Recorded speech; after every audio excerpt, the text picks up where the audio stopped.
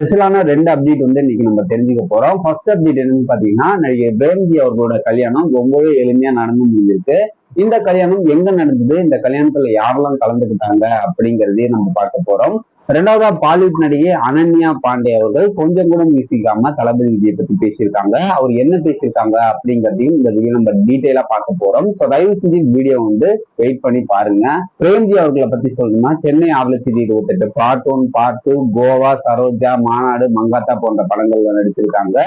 இவரோட திருமணம் ரொம்பவே எளிமையா திருத்தணி முருகன் கோயில்ல வந்து நடந்து முடிஞ்சிருக்கு. இந்த விழாவுல முக்கியமா சொல்ல போனா 2 வீட்டாரோட சொந்தக்காரங்க மட்டும் தான் கலந்துருக்காங்க. நடிகர்கள்னு எடுத்துக்கிட்டா ஜெய், வைபவ், பாடகர் கிறிஸ் போன்றவங்க வந்து கலந்துருக்காங்க.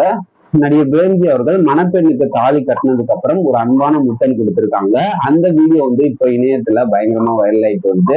ரெண்டாவது அப்டேட் என்னன்னு பாத்தீங்கன்னா, பாலிவுட்டை பொறுத்த வரைக்கும் இளமையான கவர்ச்சியான நடிகை அப்படின்னு சொன்னா அனன்யா பாண்டே அவர்களை சொல்லலாம். இவங்க வந்து சவாலான கேரக்டர்ல ஸ்கோர் பண்ணக்கூடியவங்க. இவங்க வந்து இப்ப கண்ட்ரோல் அப்படிங்கிற ஒரு படத்துல நடிச்சிருக்காங்க.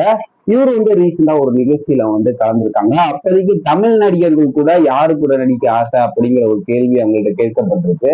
அந்த கேள்விக்கு அனன்யா பாண்டே என்ன சொல்லியிருக்காங்கன்னா, கொஞ்சம் கூட யோசிக்காம தளபதி விஜய் அவர்கள் கூட நடிக்க எனக்கு ஆசை அப்படிங்கிற மாதிரி சொல்லியிருக்காங்க. இப்ப விஜய் அவர்கள் வந்து இந்த கிரேட்டஸ்ட் ஆஃப் ஆல் டைம் அப்படிங்கிற ஒரு படத்துல நடிச்சுருவாங்க. அடுத்ததா தன்னோட கடைசி படமான தளபதி 69 படத்துல நடிக்க போறாங்க. இந்த படத்தை ஹெச் வினோத் தான் இயக்க போறாங்க அப்படிங்கிற ஒரு தகவல் நமக்கு கிடைச்சிருக்கு. இன்னைக்கு சோசியல் மீடியால இந்த 2 அப்டேட்டுமே பயங்கரமா வந்து ரன் ஆயிட்டு வருது. ஸோ மீண்டும் ஒரு ஸ்பெஷலான அப்டேட்டோட உங்களை சந்திக்கிறேன்னு. ஓகே, பாய்.